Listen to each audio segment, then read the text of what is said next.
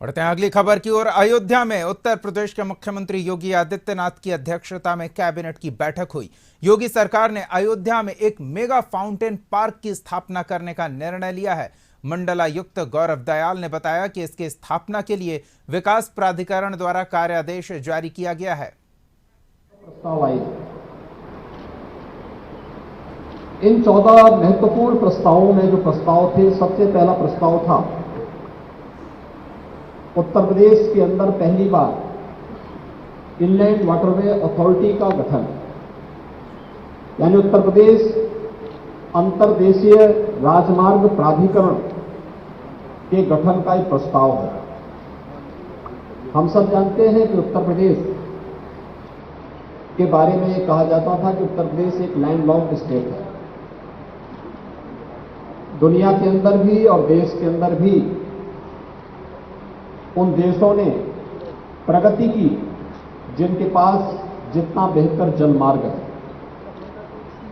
देश के अंदर भी वे राज्य आगे बढ़ गए थे क्योंकि उनके पास एक्सपोर्ट की सस्ती सुविधा थी, जिनके पास जलमार्ग था। हम सब आभारी हैं प्रधानमंत्री मोदी जी के कि उन्होंने देश का पहला इनलैंड वाटरवे वाराणसी से हल्दिया के बीच में प्रारंभ किया और आज सफलतापूर्वक संचालित हो रहा है।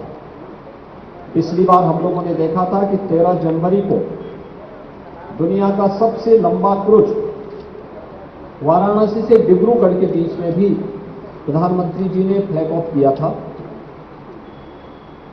Inland waterway authority Uttar Pradesh में जल यातायात को बढ़ावा देने,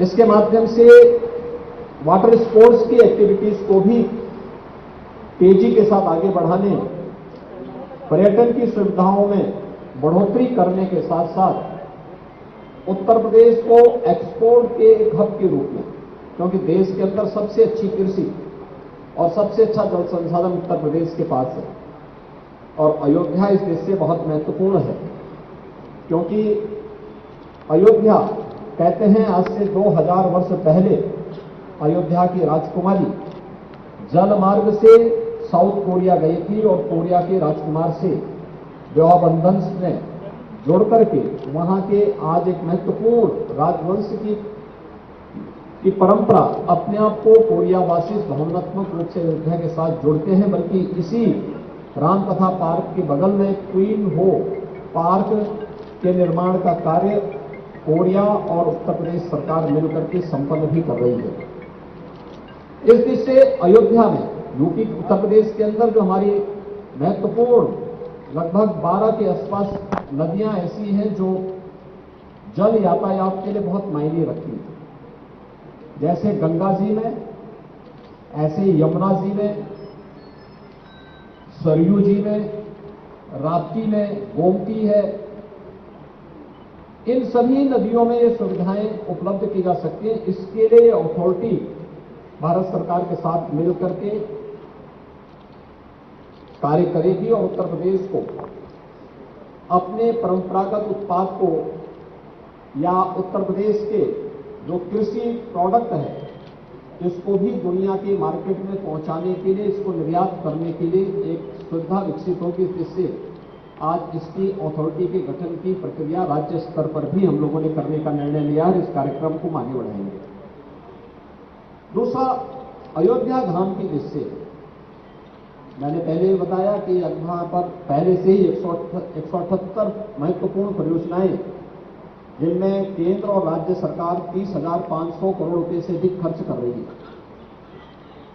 इन परियोजनाओं के साथ साथ आने वाले समय में यहां आने वाले श्री राम जन्मभूमि में भगवान रामलला के भव्य मंदिर निर्माण के उपरांत रामलला के मंदिर में विराजमान होने के बाद श्रद्धालुओं और पर्यटकों की जो भारी संख्या यहां पर आने जा रही है, उसको ध्यान में रखते हुए यहां पर श्री अयोध्या धाम तीर्थ विकास परिषद के गठन का भी एक प्रस्ताव रखा गया है और इसको हमारी कैबिनेट ने पास किया है।